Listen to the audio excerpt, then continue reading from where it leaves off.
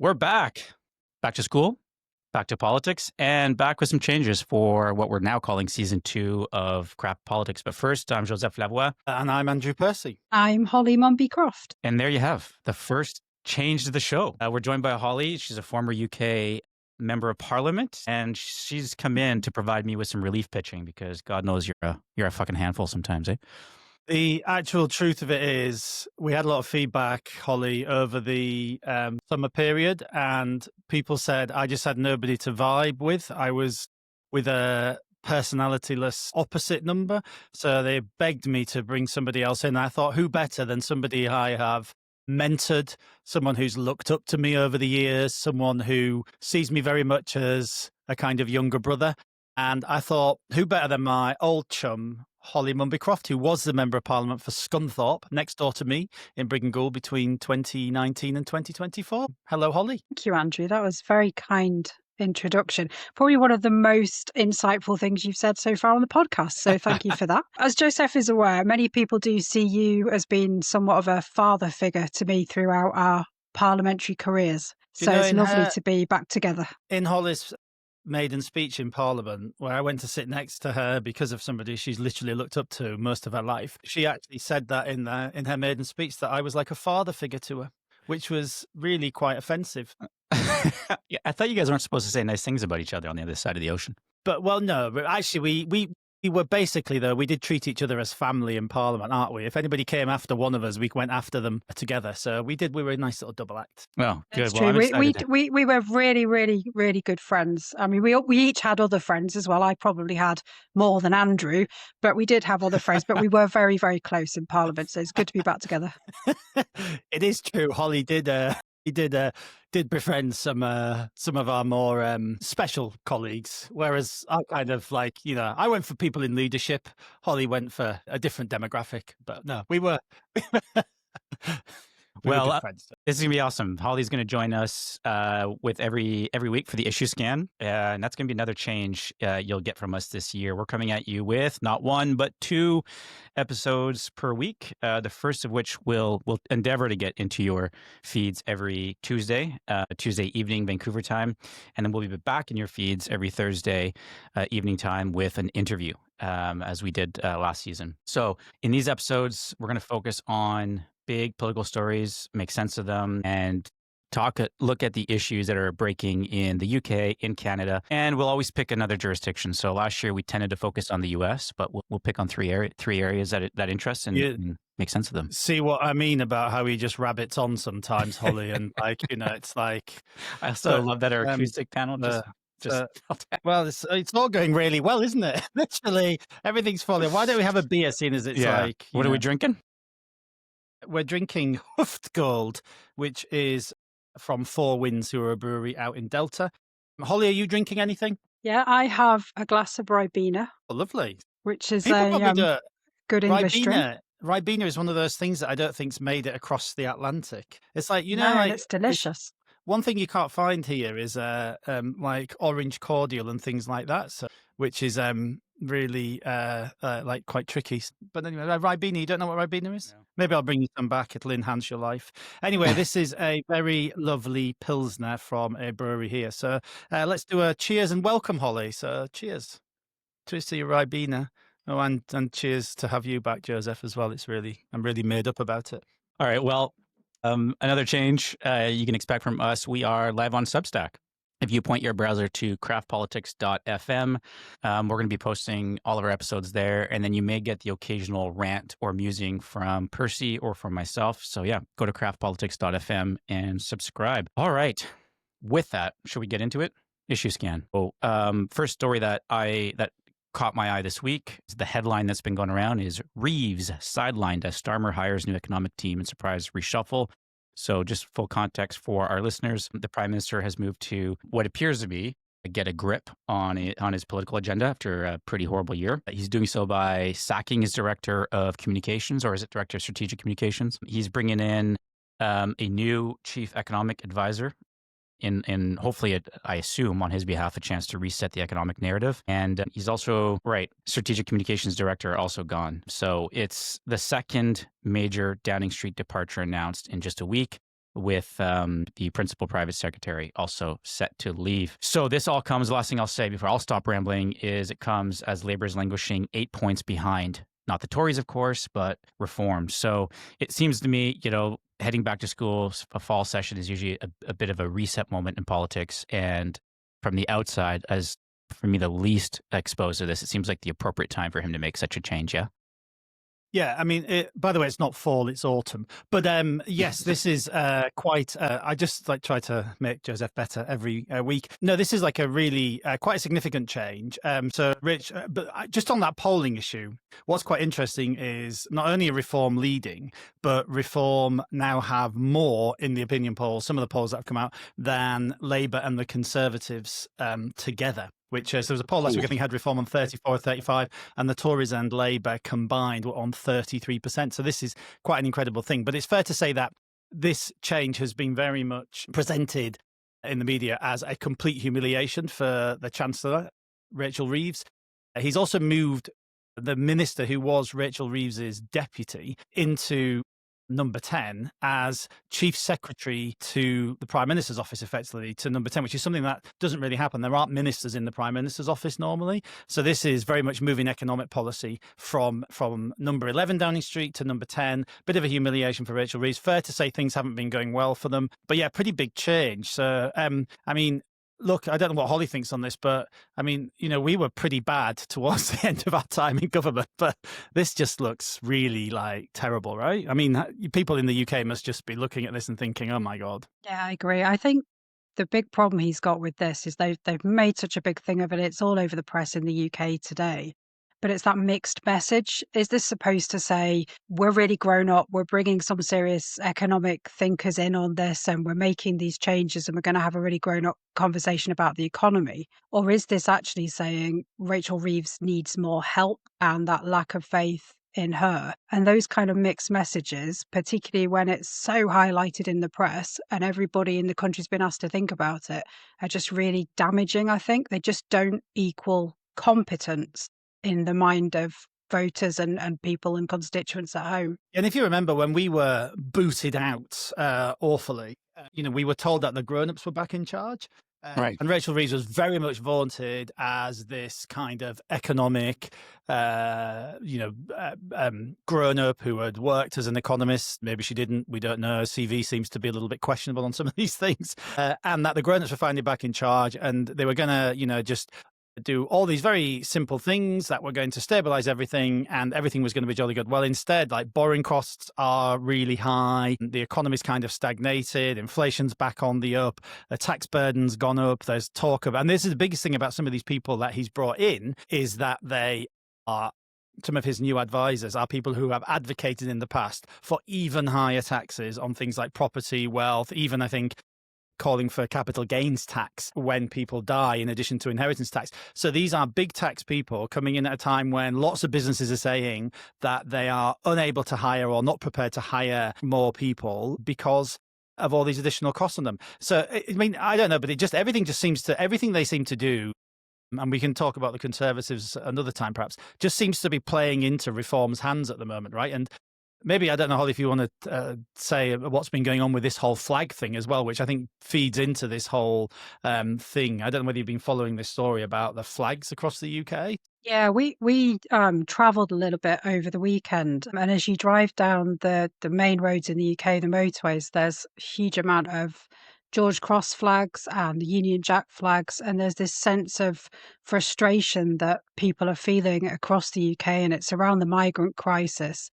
And they're going out and putting these flags up. There's this perception and belief that people have that these flags are not welcome, perhaps, and people want to show their national pride and their love for the flags that we have in the UK. So that's really huge in the press here at the moment as well. And have you been out, Holly? Because people have been also putting red crosses to create the cross of St. George, the England flag, of course, have been going over mini roundabouts and zebra crossings. And I think Holly's been out in Broughton doing this, right? So you've had your kind of spray paint, right? And turning mini roundabouts into mini or not so mini England flags. So have you, I don't know whether you've... Yeah, there aren't any actually really close to where I live. We've had them in the past for sporting events, which was really fun, actually. That was nice. So yeah, they're all over the country. It's a huge thing at the moment. It's a really big part of the national conversation. And just thinking back as well, Andrew, to the Rachel Reeves issue, and perhaps we'll talk later about what's happening in France on the economic stuff. But I do wonder if they wanted to get this in place before anything else happens in France. So we've got that structure in place here, and that's not going to be in the press at the same time. But how much of this is a leadership issue? Like, I worked in the Harper government, and when I worked in that prime minister's office, the PM was extremely on the ball and across all the economic stuff. Now, he had very strong finance ministers, so it's not at all to suggest that he wasn't blessed with really good finance ministers. But I mean, PM Harper was on top of the economic conditions and forecasting and budgeting the entire time he was prime minister. From the outside, to me, it seemed that PM Starmer has been very much focused on the international agenda, sort of leaving it to his finance minister to focus on the domestic stuff. It seems to me that almost seems like an abdication of the role. I mean, well, I think prime ministers in the UK generally have tried to, because it's always the relationship in the UK is always the political leadership at the top is always what's the relationship between number 10 and number 11, and prime ministers generally have tried to have a close confidant in number 11, who is in charge of economic policy, which in a way kind of protects them for when everything goes to shit. Economically, you could normally say, okay, well, the Treasury takes the fall. It's the Treasury. Well, we had this all the time we were in government, wasn't it? Other ministers would just say, well, that's Treasury. And everybody would say Treasury was this all-powerful thing that was almost separate to the politics, separate to everything else. So you could blame Treasury. So the relationship between Chancellor and PM is like the political kind of soap opera. And when it works, it works. So Cameron Osborne, if you think about that, was a really strong one. It was very much a joint project. Blair, Gordon Brown, the beginning was, and then they fell out. And then when that fell out, everything started to go to cock for them. You think about Boris fell out with, I think, Sajid Javid when he was Chancellor, and then with Rishi, everything started to go to cock. So this relationship, when they fall out, is and this is very much seen as a sideline. So I can't think this is anything that's going to help enhance the government, because one, it now means Starmer is much more responsible for economic policy, which means when they do the budget in the fall, it's going to be seen very much as his budget, not Reeves's budget. If it all goes to cock, what will happen is he'll have to take the blame. He can't blame Reeves. So, I think it's, ordinarily prime ministers have tried to, yes, of course, be all over the economic policy, but very much it's Treasury, it's number 11, it's the Chancellor. Now he's responsible. So if things don't go right, you can't blame Rachel Reeves, because it's very much he's brought economic policy into number 10. But I think more generally, it just speaks to the kind of disarray that's continued and it's easy for us as three Conservatives to bemoan this, but this disarray has just continued, right? I mean, it was going on when we were in government towards the end, just this general kind of structural thing in government that nothing really works and everyone's always tinkering and there's all these personality conflicts. Nothing's really change. It's just, same shit, different colour party, right? We saw as well, Andrew, when that relationship kind of became blurred with Liz Truss and Kwasi Kwarteng, when Liz Truss ended up in the position of taking the responsibility for her budget, how quickly that went very, very badly wrong for her. Yeah, no, totally. I just think none of this is good for the Labour government, and everything kind of like economic malaise, the malaise and concerns people have over migration, all of this stuff of people just feeling like everything's going in the wrong direction, I think is being manifested. And the economic element is a big part of this in all of this flag stuff going on in England, which the bigger issue is that all of this plays into the hands of reform, which is why, they're making the political weather and, people talk about will reform last. We've talked about this before. I don't see anything at the moment, and I don't know if Holly, who's actually over there, I don't think there's anything on the horizon which leads me to think that the reform balloon is going to burst or going to deflate. So everything seems to be going in their favour at the moment. I agree. It definitely feels like that. And we've sat so many times in the tea room in Parliament and seen our colleagues or colleagues in other parties around these reshuffles and changes that are happening. So I think we could probably imagine the long faces and the chats that are going on in the tea rooms. The chatting. And that was just us, right? When we just sit there staring the pot saying, Holly and I used to love going into the tea room and we'd be like, oh, we really thought you'd get promoted. It's really awful. Absolutely. We were Well, not shit disturbers, just to be clear. We were just trying to make people feel better about themselves, right? And we treated everybody fairly and the same. Yes, Oh, we yeah. did. We certainly treated them the same with disdain. Well, No, we had very good colleagues. just the last thing I'll say on this, it just seems to me like if you are dealing with, you're dealing with the threat from reform, the polling numbers that you have, the sense that you may have been a little bit aloof on economic issues.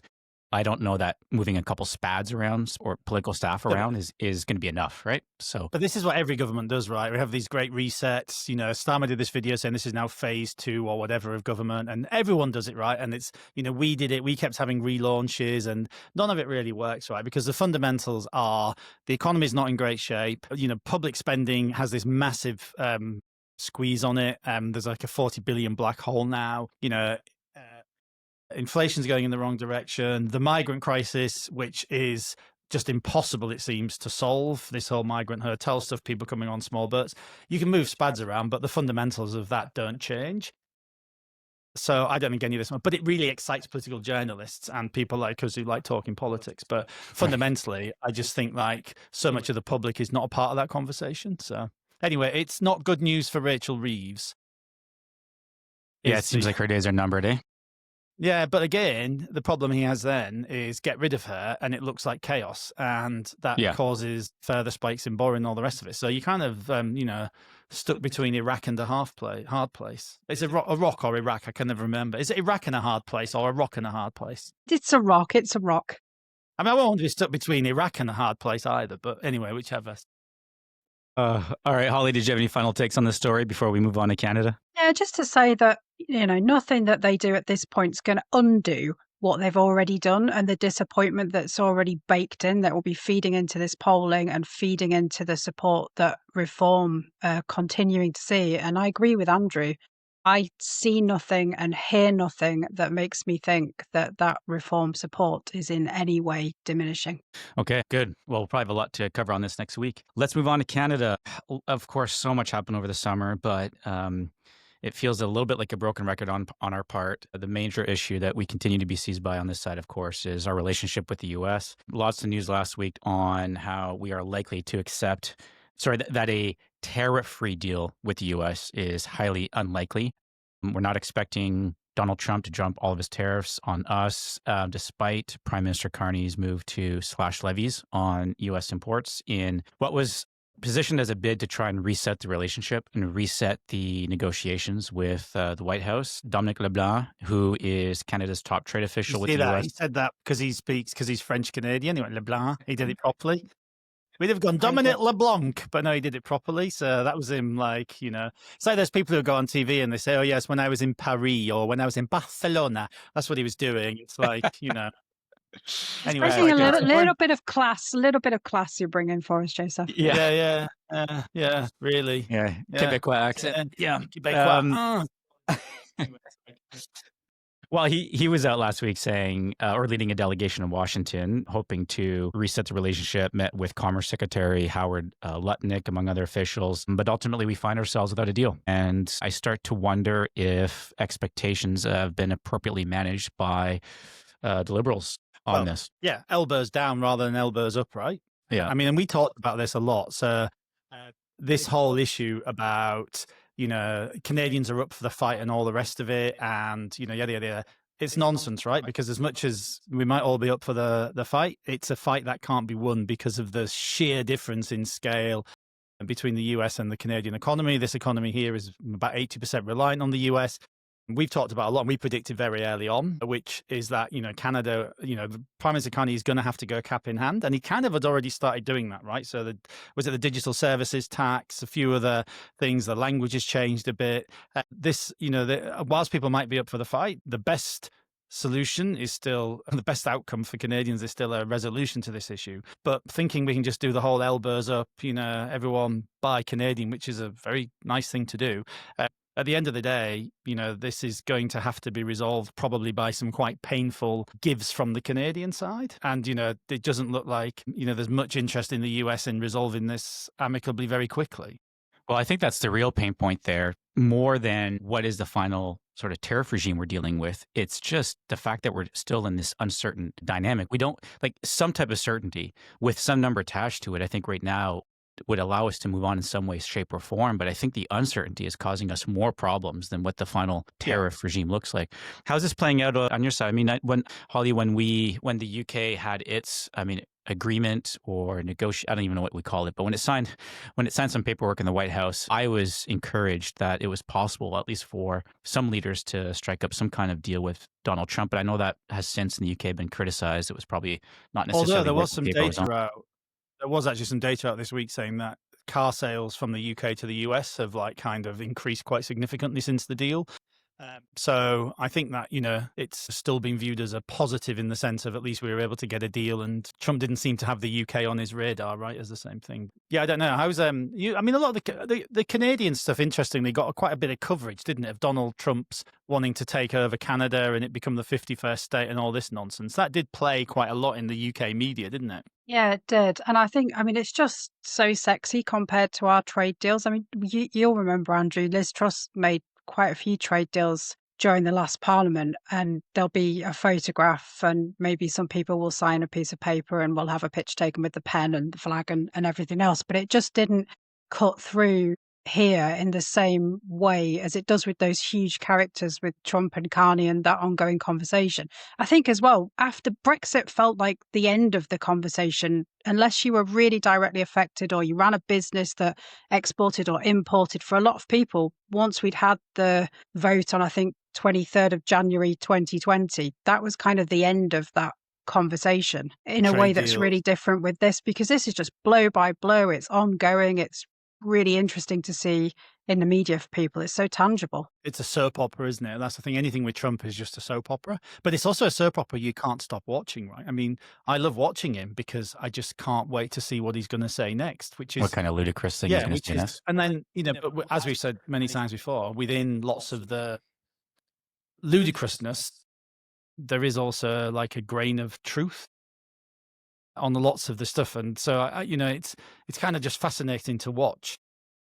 Although there's been some stuff in the media this weekend, hasn't there, about whether people have been questioning whether Trump's age is starting to play into how he views something. I don't know whether that's true or not, but whether cognitively he's as sharp or whatever. But anyway, it's bad news for Canada, right? Because unlike lots of other economies around the world, this is one that is so integrated into one other, and that just means we're in such a risky position.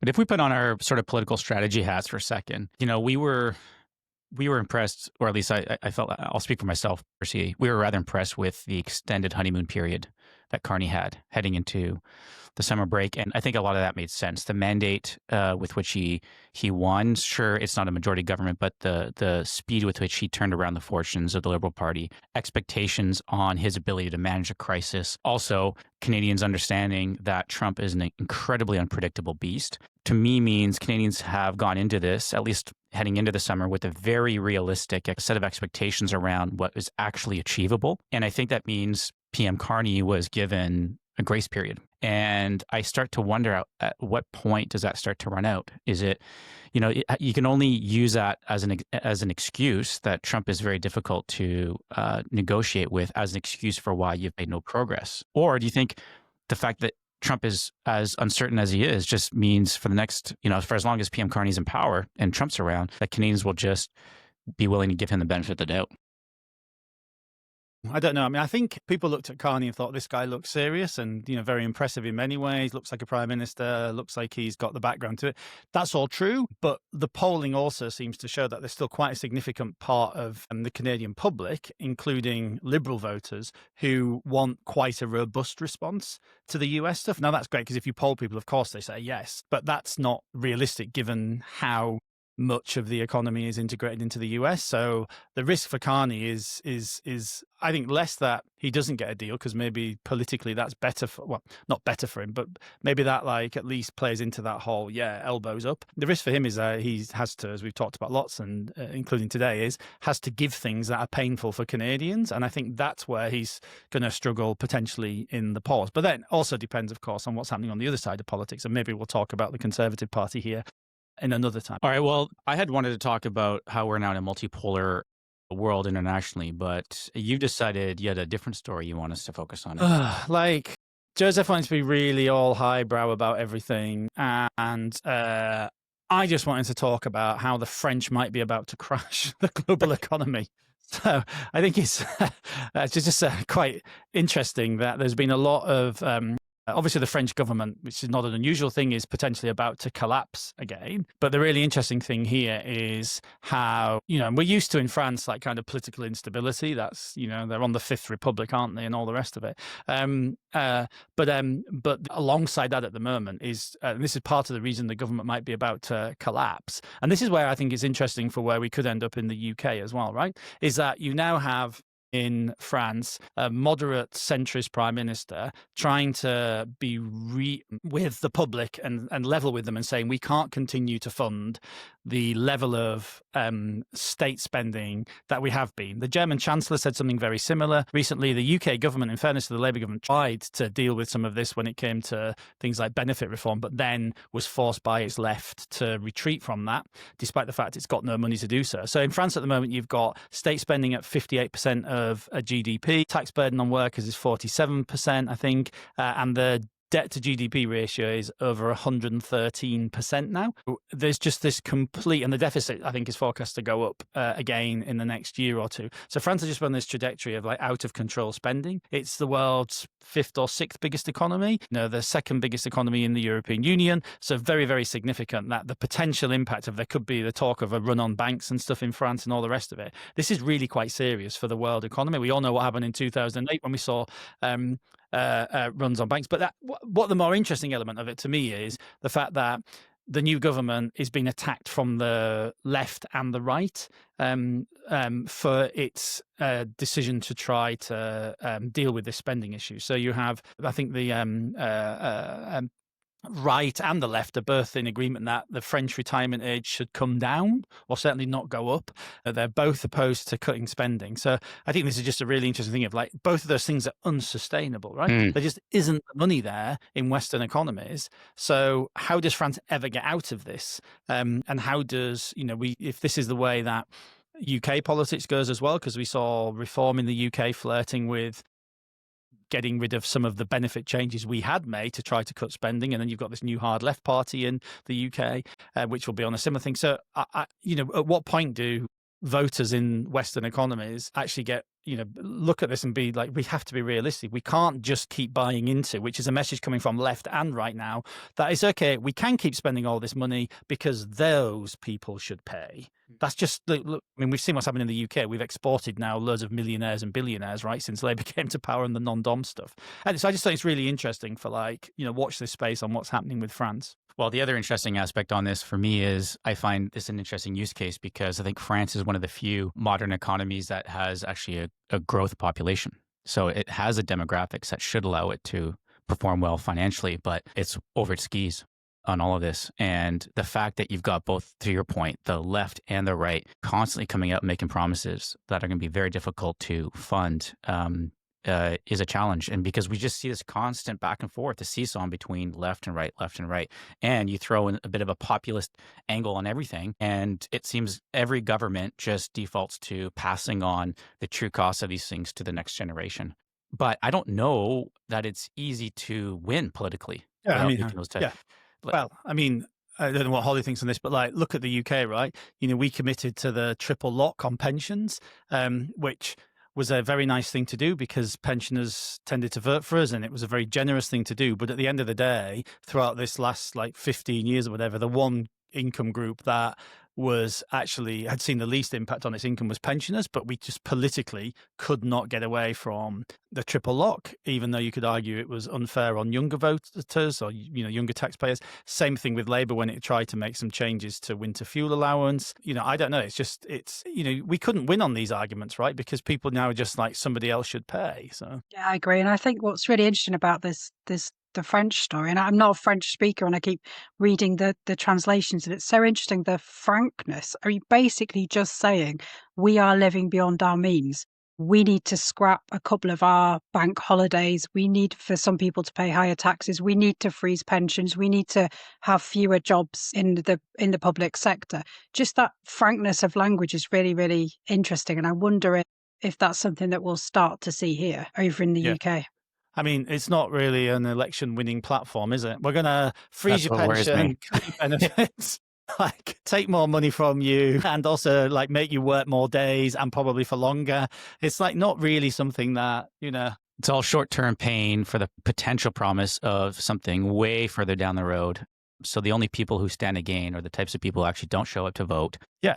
In droves. So it just feels like we're in a vicious cycle all the time on this stuff. And I think we can guess where the votes will go on. I think it's the day after my sister's birthday on the 8th of September when they have the confidence vote or the no confidence vote, however you want to couch it. But I think we can guess which way that's going to go. But you can't come to voters like Holly and I in our late 20s, early 30s and say that we need to pay more so that people like you in your 50s can retire at 60 or 65, right? That's not really something that's going to make younger people like me and Holly vote.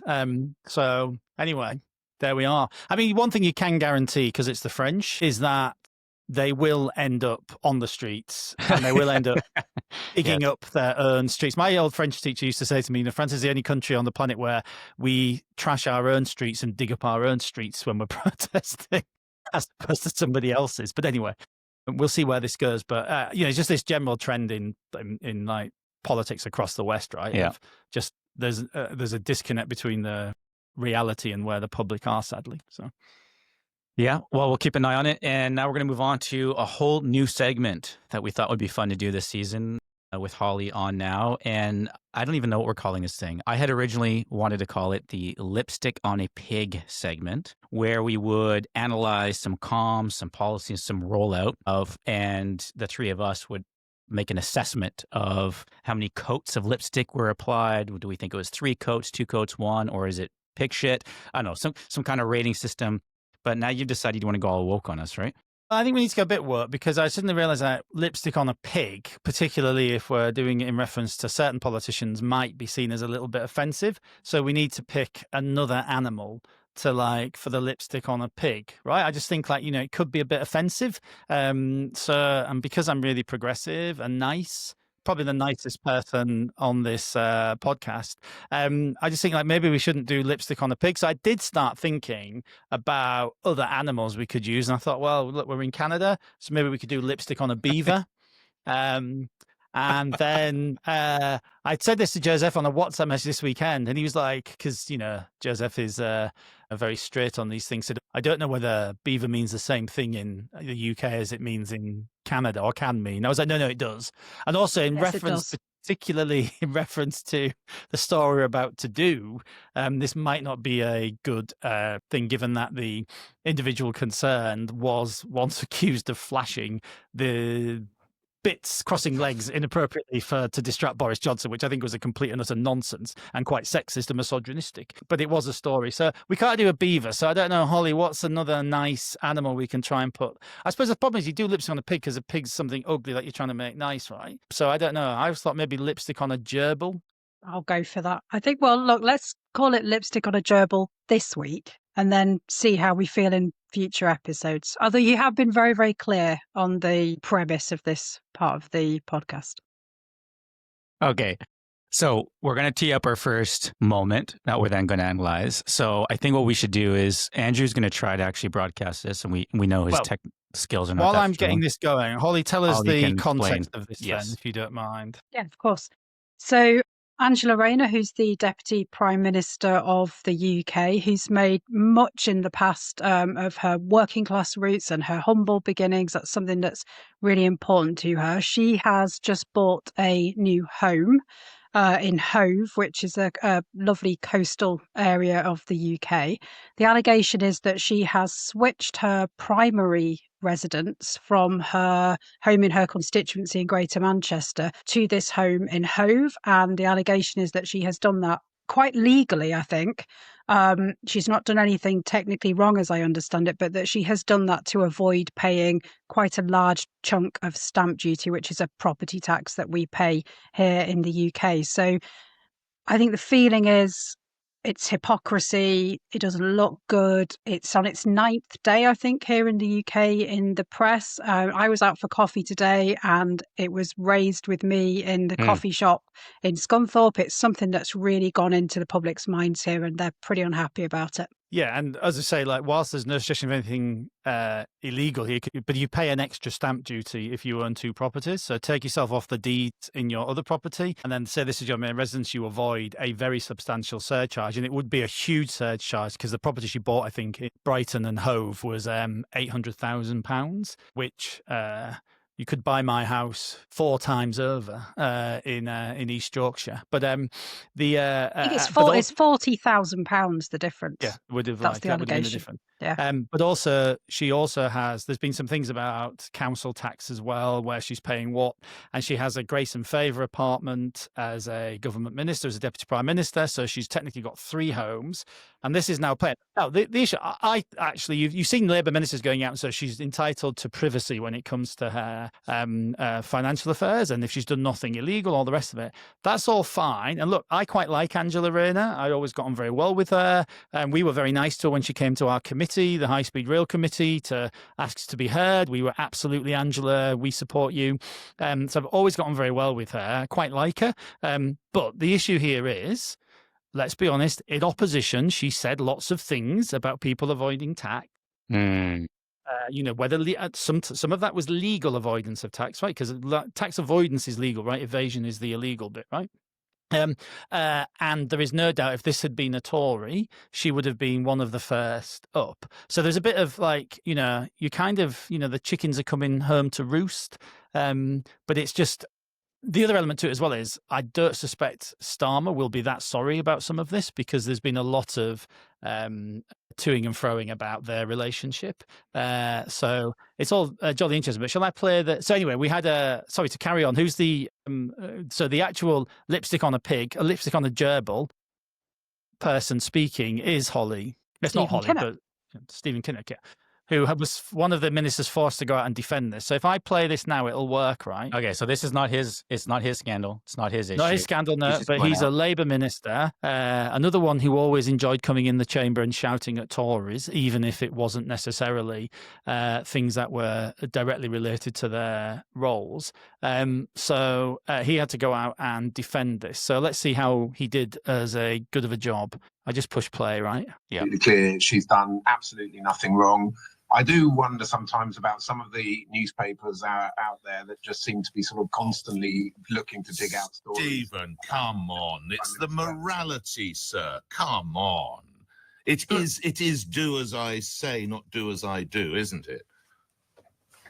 As far as I can understand it, I'm not absolutely involved in it, of course, in the detailed discussions, but my understanding from the statement that's come from the Deputy Prime Minister's office is that she's done absolutely nothing wrong. I know. Everything that she's done is fully within the law and the sort of practice of that, and that is the We've known each other forever, Stephen. We've known each other for a long. Are you honestly not saying that the DPM moving her name from the deeds of her house in Greater Manchester weeks prior to buying the seaside flat in Hope, you're saying that has no stink to it at all, Mr. Kinnock? I am very clear in terms of what the Deputy Prime Minister's office has said, and what Angela is saying clearly is that this is not an issue. She has complied with the letter of the law, and that is the situation as we find it today, this morning. The Deputy Prime Minister has made... So, there we are. So, I mean, when people are using phrases as, it is my understanding, as far as I am aware, it's, yeah, what do we think? Yeah, you can feel the discomfort. I mean, I knew Stephen Kinnock quite well because he had a steelworks in his constituency and I had a steelworks in mine, and we worked together quite closely, and you could kind of feel the discomfort. I mean, he's a very competent professional media communicator, and he's being very careful, I think, about the choice of language that he's using there, and it feels like that when you listen to it. All of that, I'd be very clear. She said this, she said that, X person says Y person's done this. It's just exactly the kind of thing that annoys the public about listening to politicians answer questions or not answer them kind of as clearly as they want them to. Well, I think that's what makes this one particularly bad, is because you're dealing with the fact that people assume politicians are greedy, that they are hypocrites. And then you layer on the fact, what seemed to me a lack of clarity on explaining this issue away. And then the third aspect is defaulting to the fact that she didn't break any laws. And we know in this business, there's a huge difference between court of law and court of public opinion. And sometimes you need to be cleaner than the law in order to survive in the court of public opinion. And this one is just, it just seems like an own goal in so many ways. Yeah, it's a bit like when there was the big expenses scandal back in 2009, 10, I think it was, for MPs' expenses, where the Daily Telegraph just plastered day after day all these expense stories. The MPs' responses were, I have complied with the rules. All of my claims were within the rules. It's not like the fact whether you were within them without the rules. It was the fact that the rules seemed pretty lax or pretty poor, and that you were doing this whilst at the same time telling members of the public that they had to tighten their belt and all the rest of it. And it's the same here, right? You're saying you've attacked lots of other people for tax avoidance and gone after people for not paying their fair share who are wealthier. And if you're buying an £800,000 flat in Hove, that to me means you're not working class anymore. You're wealthy, relatively to most people in the country. Yeah, I just if you're using phrases like, as far as I'm aware, so far as I have been told, the statements from Weasel language. It's just I don't know. So anyway, so the rating we were going to do was 4 would be no lipstick. The gerbil is fully visible. I really just realized how it's good that we didn't use beaver, because 4 would have been no lipstick. The beaver is fully visible. So I now see why maybe we'll try a different Canadian and a heraldic animal. See that? So if it's a really poor performance, we're saying the rating is no lipstick. No lipstick. 3 is 1 coat of lipstick, right? Barely concealing the problem. 2 is... No, sorry, don't look at the numbers. So it's either 3 coats of lipstick for incredible comms work, 2 coats of lipstick if it's a solid effort, but still some issues, 1 coat if they barely conceal the problem, and then just no lipstick, no coat if the problem is fully exposed. What do you think, Holly? I think Stephen did the best job he could possibly have done under the circumstances, but it absolutely hasn't gone away in any sense, as my coffee this morning will attest to. So I would give it 2. 2 coats. Two. Very Solid generous effort. 2. Solid effort. Yeah, some visible issues. Okay, yeah. I think it's 2, but it's kind of like when you apply lipstick in the vehicle in a car, as I do often, and you go over a bump and you go like that. So it's kind of 2 coats, but they've not gone very well. You guys are generous. So I'm going to give it 1. I just think there was a total lack of clarity in that appearance. It did, I think, nothing to try and turn the page on this issue. And it seems like things are still raging.